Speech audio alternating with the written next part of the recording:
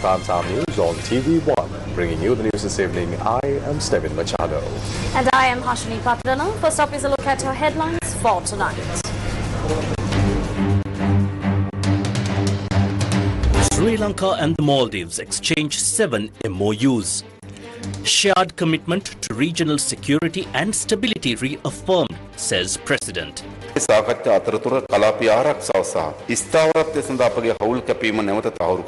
Sri Lanka and Russia health ministers hold talks. President of Vietnam to visit on Thursday. Recording of evidence in Ekneligoda case to resume from the 8th of May. Iran responds to new US operation with 2 missile launches. Will Thalapathy Vijay become Tamil Nadu's next chief minister?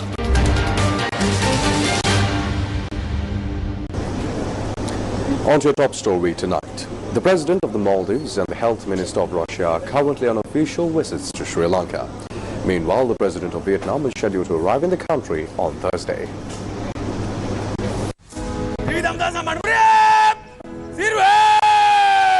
The official welcome ceremony for Maldivian President Dr. Mohamed Muizzu, who is on an official visit to Sri Lanka, was held at the Presidential Secretariat. Following his reception by President Anurukumara Dissanayaka, the Maldivian President was accorded full state honours, including a guard of honour by the Tri-Forces and a ceremonial gun salute.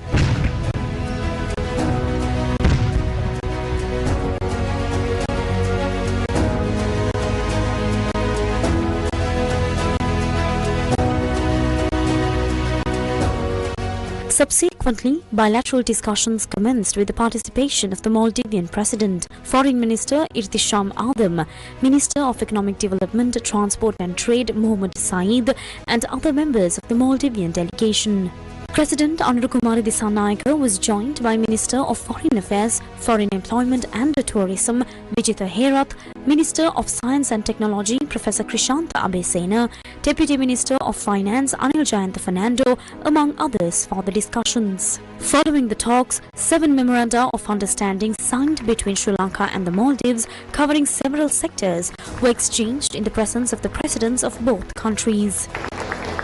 The agreements include a Memorandum of Understanding on Cooperation in the Tourism Sector, a Memorandum of Understanding on Archiving Cooperation between the National Archives Departments of Sri Lanka and the Maldives, a Memorandum of Understanding between the Ministries of Education, Higher Education and Skills Development of both countries on the training and professional development of teachers and school leaders, a Memorandum of Understanding on Cooperation in Sports and Youth Development, a Memorandum of Understanding on Defence Cooperation between the National Counter-Terrorism Centre of the Republic of Maldives and Sri Lanka's Ministry of Defence, a Memorandum of Understanding between the Maldives Ministry of Defence and National Service and the General Sir John Kotalawala Defence University, and a Memorandum of Understanding on Academic Cooperation between the University of Colombo and the Ministry of Health, Family and Social Welfare of the Maldives.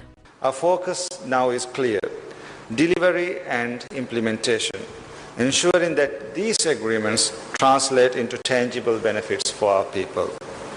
Economic cooperation was a central pillar of our discussions today.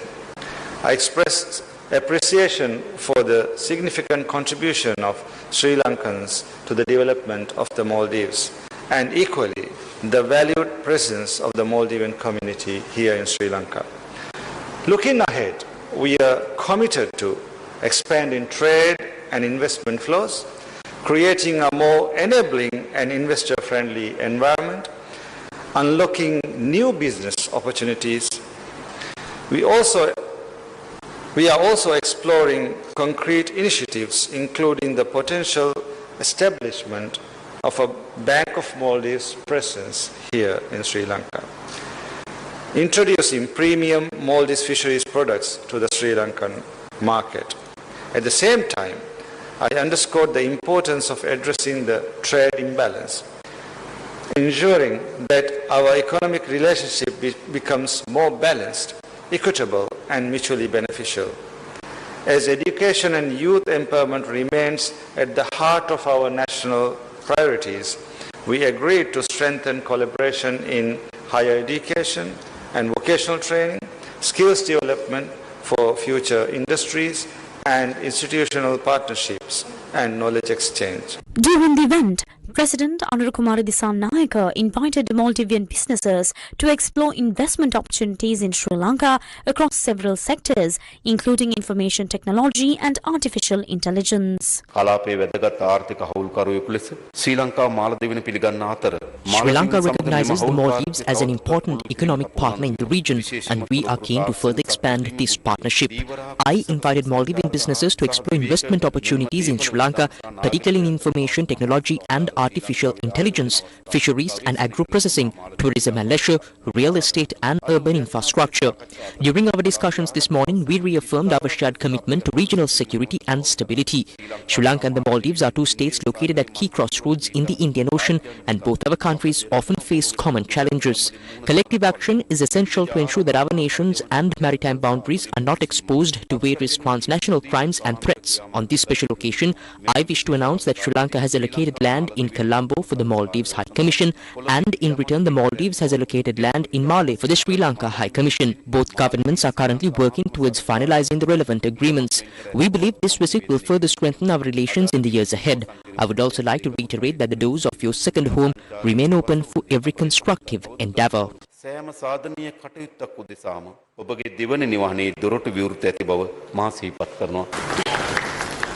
The Maldivian President and his delegation also met Minister of Foreign Affairs Vijitha Herat. The Maldivian President is scheduled to attend a business forum in Colombo tomorrow. Russian Federation Minister of Health Mikhail Murashko, who arrived in Sri Lanka on a 3-day official visit, met Sri Lanka's Minister of Health Dr. Nalinda Jayatista in Colombo for high-level discussions. The meeting focused primarily on primary healthcare services and technological aspects related to the health sector. During the discussions, special attention was given to the development of primary healthcare and the strengthening of health services through modern technological methods, including artificial intelligence.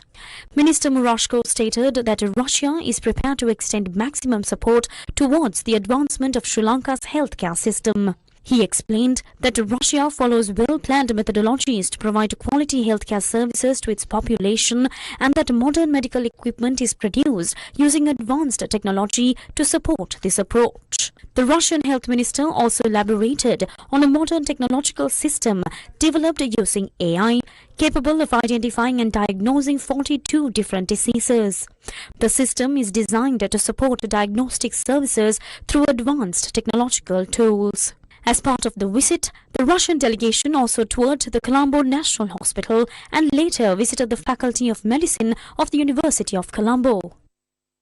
Vietnamese President Tho Lam is scheduled to arrive in Sri Lanka on Thursday for a 2-day official visit. This marks the first visit by a Vietnamese head of state to Sri Lanka since 2011. The visit is also President Tho Lam's first official state visit to Sri Lanka since assuming office as General Secretary of the Communist Party of Vietnam and President of the country. During the visit, the Vietnamese President is scheduled to address the Sri Lankan Parliament on the 8th of May. President Anurukumara Dissanayake has emphasized that the strong steps taken to strengthen national unity will not be reversed under any circumstances. The President made these remarks yesterday afternoon while attending the Kamban Festival held at the Ramakrishna Mission Hall in Vallabhata. As one of the most significant literary and cultural festivals of the Tamil community, the President was warmly welcomed at the Kamban Festival in keeping with traditional Hindu customs. The event was organized by the All Ceylon Kamban Kalagam organization.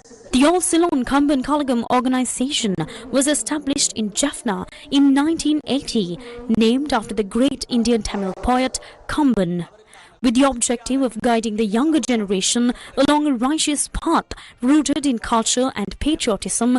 The organization annually conducts the Kamban Festival. Individuals who have rendered a distinguished service towards a social upliftment are recognized at the event without distinction of race or religion. And in previous years, several eminent personalities from Sri Lanka and India have been honored. This year's Kamban Pugal Award was presented to President Anurukumara Dissanayake in recognition of his contributions towards strengthening national unity in Sri Lanka. Ending decades of alternating family and ally-dominated rule in the Indian state of Tamil Nadu, popular film actor Joseph Vijay, widely known as Thalapathy Vijay, is emerging victorious in the state elections.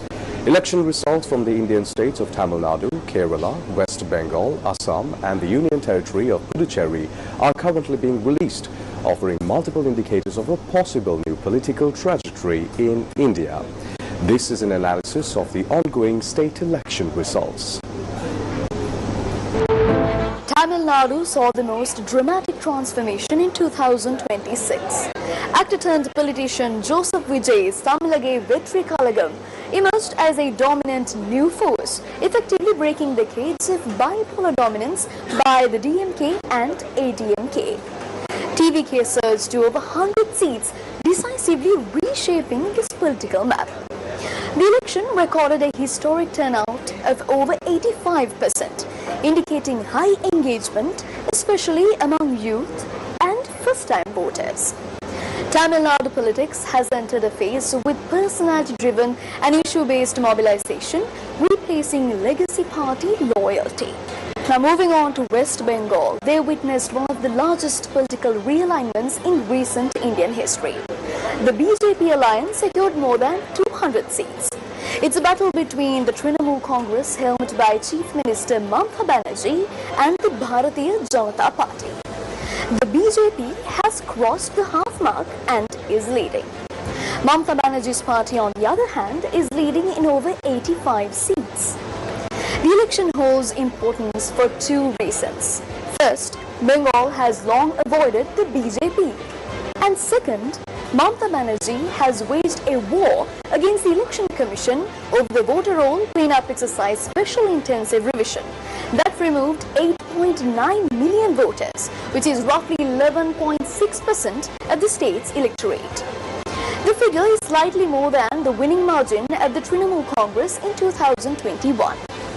BJP's victory confirms its successful eastward expansion, fundamentally altering the regional balance of power. Now moving on to Assam, they delivered continuity rather than upheaval. The BJP secured a third consecutive term.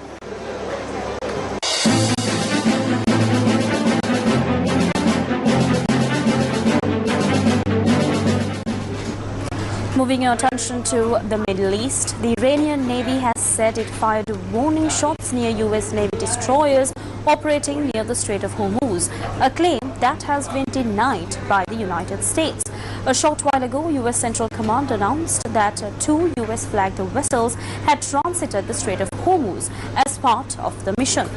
Oil prices are also moving higher on renewed concerns about the safety of transiting the Strait of Hormuz after Iran's Navy claimed it had prevented two US ships from entering the waterway. South Korean officials have also said a cargo vessel anchored in waters near the UAE may have been struck, causing an explosion. Meanwhile, the UAE says its air defenses are responding to a missile threat. The country's National Emergency Crisis and Disaster Management Authority is urging people to stay in a safe place. This comes after an earlier missile alert was sent to UAE residents. Japan's Prime Minister warned that the global oil supply squeeze from shipping disruptions in the Strait of Hormuz during the United States-Israeli war on Iran is having an enormous impact across the Asia-Pacific. Sanai Takaichi made the comments on Monday during a visit to Australia, where both countries signed agreements to boost cooperation on energy and critical minerals. Speaking in Canberra after the talks with Australian Prime Minister Anthony Albanese, she said the two countries would respond urgently to secure stable energy supplies. The two countries aim to strengthen autonomy and resilience to secure stable supplies of energy. Australia is the biggest supplier of liquefied natural gas to Japan, which in turn is the source for about 7% of Australia's diesel. Roughly one-fifth of the world's oil normally flows through the Strait of Hormuz, where shipping has been throttled by Iran since it was attacked by the United States and Israel. 80% of that oil is destined for Asia. The two countries agreed on Monday to deepen cooperation on energy and critical minerals as Takaichi met Albanese during her three-day visit to Australia. The agreements to strengthen energy, food and critical mineral supply chains come after the two nations signed a landmark defense deal last month. Singapore and New Zealand signed the world's first legally binding bilateral agreement to keep essential supplies including food, fuel, healthcare products and chemical and construction materials flowing even during crisis. Both governments committed not to impose unnecessary export restrictions on the agreed essential goods. The agreement will take effect after domestic procedures on both sides are completed and will be incorporated into the existing bilateral free trade agreement between the two countries. Speaking at a joint press conference, Singapore Prime Minister Lawrence Wong said the pact sends a clear signal that trusted partners will keep faith with each other even under strain. New Zealand Prime Minister Christopher Luxon said at the press conference it was reassuring that both countries were taking practical steps to strengthen their resilience by keeping essential links open while continuing to advance an agenda focused on growth.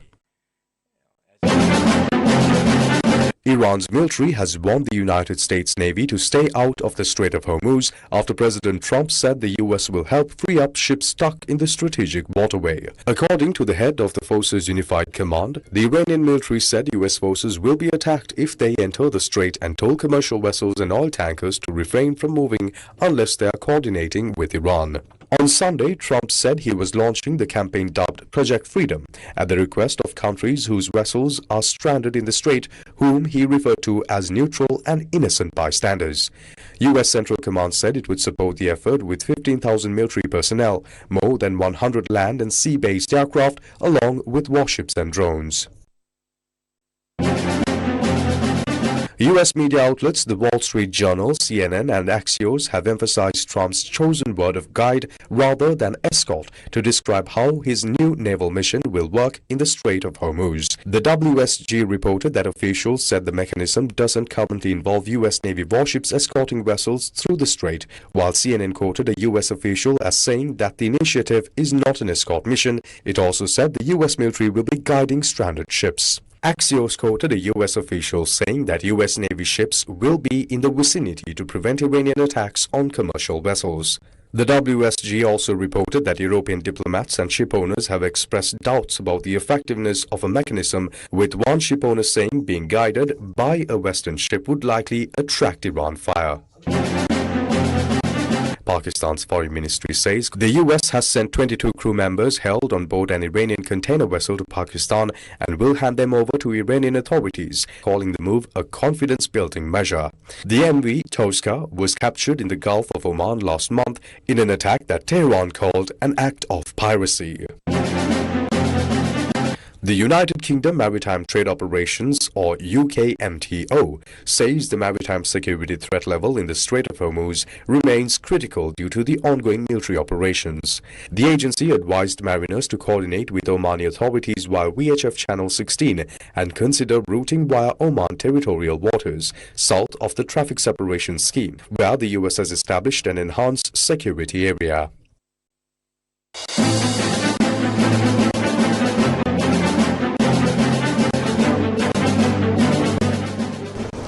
The General Secretary of the Sri Lanka Podujana Peramuna says that a major collapse is taking place within the Samagi Janabalawega.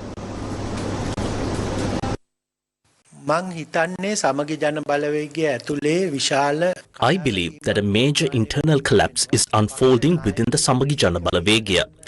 Party leaders are making various unsuccessful attempts to prevent this. It is regrettable, but it must be said that Iran Vikramaratne, who was once a very prominent figure in the party, has now joined the government. Furthermore, if one observes what is currently taking place within the Finance Committee, a small prediction can be made. There are clear indications that another key figure from the Samagi Janabalawega may soon join the government.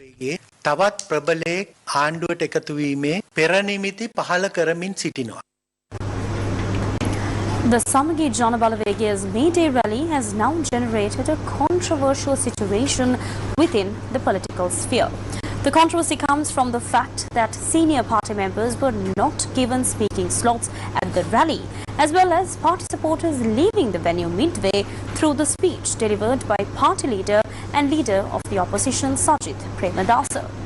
These developments have led to multiple and conflicting narratives emerging within the Samagi Janabalawega.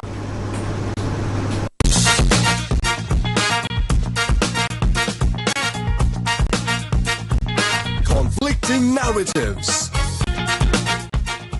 why was the speech of the Samagi Janabalavage's national organizer also excluded from the May Day rally? For this May Day rally, we made a key decision in our agenda. That decision was to give new faces the opportunity to address a national level rally. Accordingly, the General Secretary, the Chairman and the national organizer of the party refrained from addressing the rally. We also faced constraints related to time.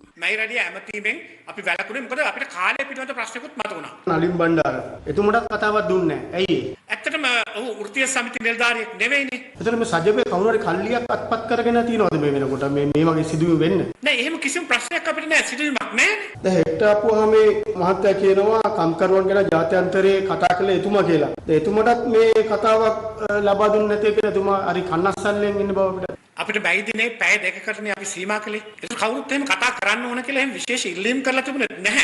දැන් වත්කම් කරනවාගේ නායකයා මනෝ ගණේෂන්. එයාට කතාවක් ලබා දුන්නේ. ඇයි මේ? ඇත්තටම මම එකයි කිව්වේ. As I said earlier, Mano Ganesan represents one of our invited parties.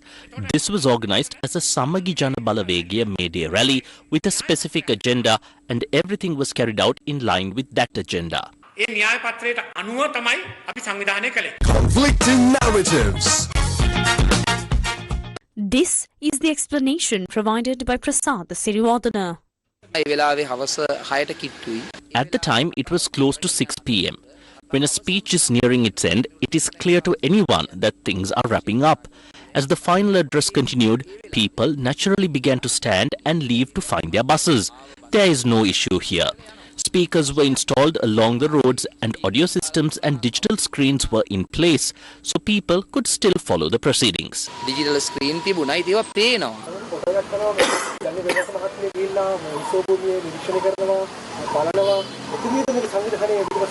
Sajith Premadasa මැතිතුමා එක්ක I have now been involved in politics with Sajith Premadasa for around 5 years.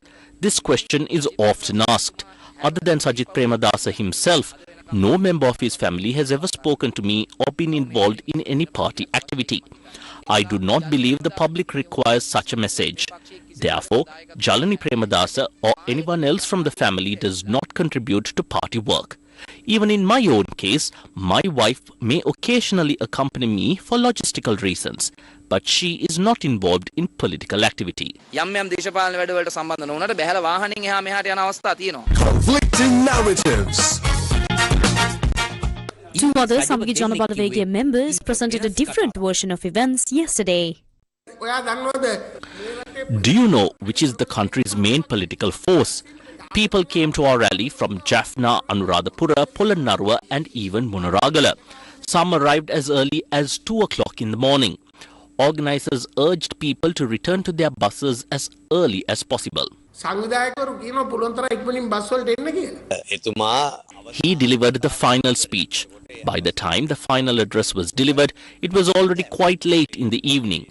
If he had spoken in the middle, it would have been unfair to the speakers who followed. Considering the team, he chose to deliver the concluding speech, and that is why it ended late. Despite the many versions now being shared, what ultimately happened at the May Day rally was this.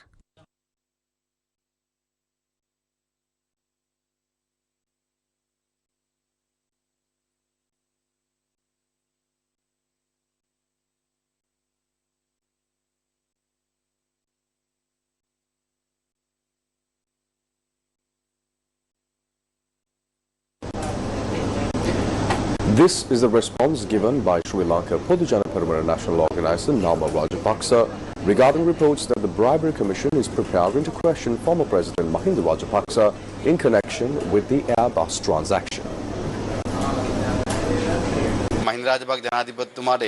What is being said is that former President Mahinda Rajapaksa has been asked to appear based on an affidavit given by an individual who claimed that a statement was forcibly obtained from him through intimidation and death threats. That very individual has informed the court through an affidavit that his statement was taken under threat to his life. This has been communicated to the media either from the Pelavath office of the government or from the President's office. However, former President Mahinda Rajapaksa has not yet been formally informed in writing. This is a very serious issue. In the past, even when the president demanded that he vacate his residence, no written notice was served for years. Now, on political stages, there is talk about imprisoning him, delivering verdicts and claiming that something significant will happen on the 25th or on another date. But to date, no written notice has been issued by the Commission to investigate allegations of bribery or corruption. I do not know whether such a notice will arrive today. As of now, no official or formal summons have been received.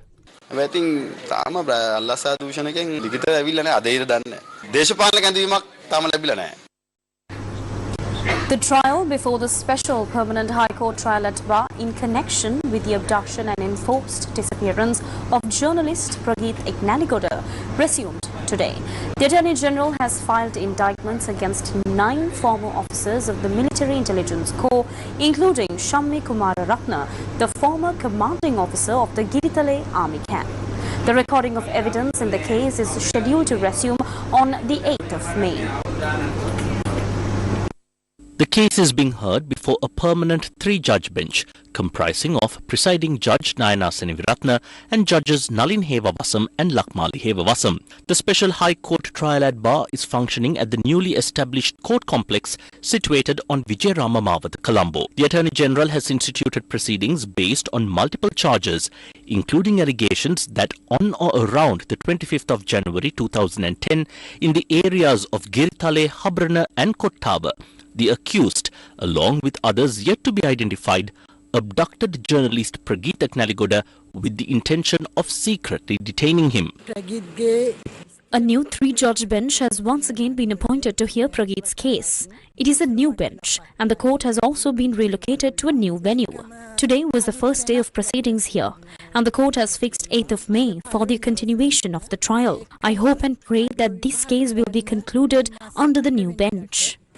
අද නියෝග කළා. ඉතින් මං හිතනවා අලුත් විනිසුරු මඩුල්ල යටතේ මේ නඩුව අවසන් වෙවි කියලා. ඒක මගේ ප්‍රාර්ථනාව. The trial of this case initially commenced on the 27th of November 2019 before a 3-judge bench. Subsequently, the trial was postponed on several occasions due to various reasons, and proceedings have now recommenced before a newly appointed permanent High Court trial at Bar. The accused in the case include former commanding officer of the Giritale Army camp, Lieutenant Colonel Shammi Kumararatna, along with W.D. Upasena, RMP K. Rajapaksa, S.M. Ravindra Rupasena, Chaminda Kumara Aberatna, Kanishka Gunaratna, Ayyasami Balasubramaniam, Taranga Prasad Gamage, and T.E.R. Piris, all of whom were serving members of the Military Intelligence Corps at the relevant time.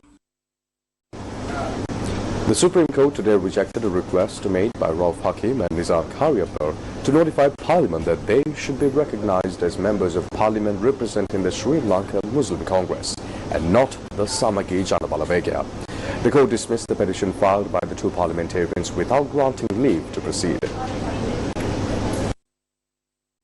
The petition filed by Rauf Hakim and Nizam Karyapur was taken up before a Supreme Court bench comprising Chief Justice Preeti Padman Surasena and Justice Achala Vengapuli. Appearing on behalf of the Attorney General, Additional Solicitor General Viveka Sirivardhana raised preliminary objections and requested the court to dismiss the petition without proceeding with a hearing. She informed the court that the general election was held in November 2024, while the petition had been filed in October 2025. She argued that the petition had been filed after the lapse of the prescribed time period. She further pointed out that the 2 petitioners were elected to Parliament under an alliance formed with the Samagi Jana Balavegya, and that the failure to name the General Secretary of that party as a respondent amounted to a procedural defect. The Additional Solicitor General also stated that at the request of the petitioners, the Election Commission had already issued a letter to Parliament informing that they are members of the Sri Lanka Muslim Congress and accordingly requested that the petition be dismissed. Appearing for the petitioners, President's Counsel M.A. Sumandiran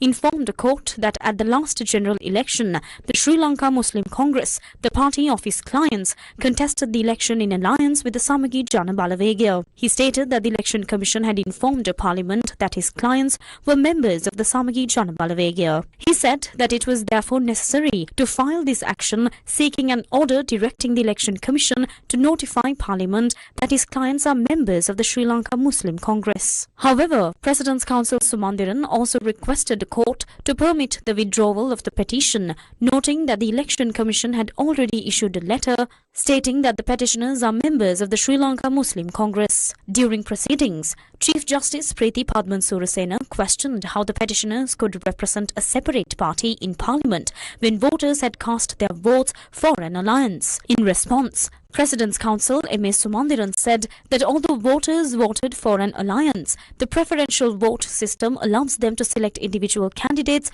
of their choice. After considering the submissions made by both parties, the Supreme Court bench decided to dismiss the petition without issuing notice.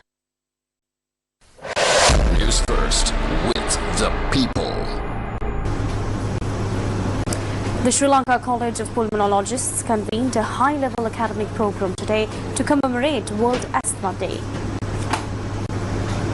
The event brought together the nation's leading respiratory experts to address a critical gap in patient care. Under the timely theme, access to anti-inflammatory inhalers for everyone with asthma, still an urgent need. The symposium focused on life-saving necessity of preventive therapy. The event featured several prominent speakers including Professor Christine Jenkins from the Faculty of Medicine at the University of New South Wales, Sydney. The program served as a call to action for the medical community to move beyond emergency symptom relief and prioritize long-term preventive asthma management.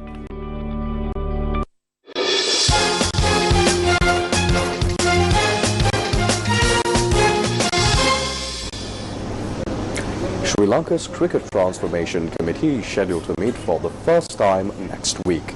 Minister of Sports Sunil Kumar Gamage said Sri Lanka cricket will be rebuilt to a level capable of winning another World Cup.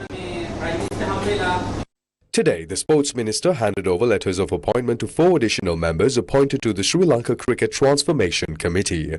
The letters of appointment were received by committee members Siddharth Vettamuni, Awanti Kolambage, Prakash Shafta and Tushira Radalla. I think the board will meet next week. One thing we have consistently said is that we are rebuilding Sri Lanka. As ministries, we have responsibilities, and within that, our responsibility is to rebuild sports. That is exactly what we are doing. We said we would rebuild cricket, and we are rebuilding cricket. We have done extensive work to develop all sports, including rugby, where we have intervened and strengthened the game. Cricket is no different. The development, growth and progress of every sector in this country are expectations of our government. We are rebuilding Sri Lankan cricket to a level where we can win another World Cup. For that, we have a strong team, a 10-member committee and many others supporting us beyond it. I believe we can resolve the existing issues and bring back a cricketing renaissance to Sri Lanka.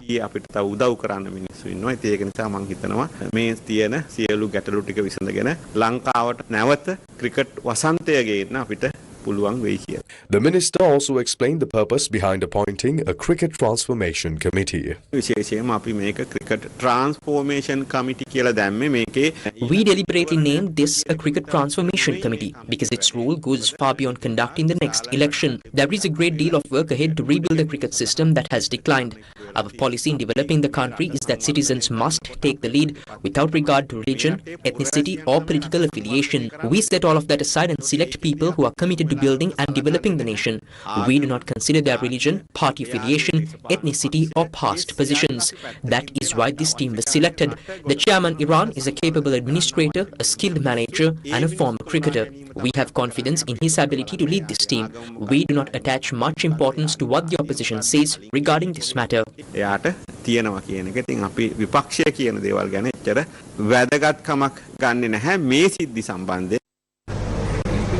And with that, we wrap up Primetime News for tonight. Stay tuned for more updates coming up on our digital platforms. Thank you for watching. Good night.